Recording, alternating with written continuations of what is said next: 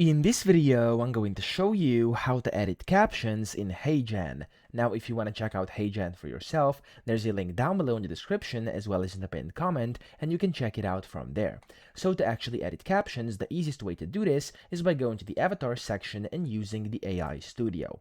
Now, inside the studio, you can generate literally whatever you want inside HeyGen, and you can also edit captions. So we're going to focus solely on captions right now, and let me show you how to do this. So I'm just going to paste in some random text over here, and I'm actually going to make it preview. So as you can see here, I've added a script, I have a voice ready over here, and I can now go ahead and, for example, play this, and it's going to start rendering, and then it's going to basically read this. In a Now, small the village, first there thing, lived. there we go, as you can see, it's already speaking. The first thing you have to do is have some text, and whenever you do have some text, you can click on captions over here on the right, and then you can basically select any of these styles over here. So there's a bunch of different ones. Let's say I like these captions, I'm going to click on that, and by default, they're going to basically get on here. So if I actually mute this, and if I just focus only on this, as you can see, it's going to put on the captions just like that. Intricate So clocks, each with its own unique. there we go, the captions are working.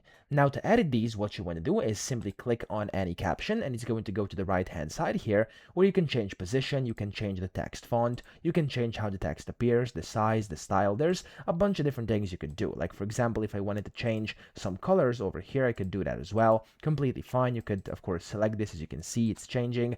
I could go and of course change anything inside here, and it's going to change and appear over here on the preview itself as well. So that's essentially how to edit captions. I hope this video helped you out. If it did, please subscribe to the channel and help me out as well.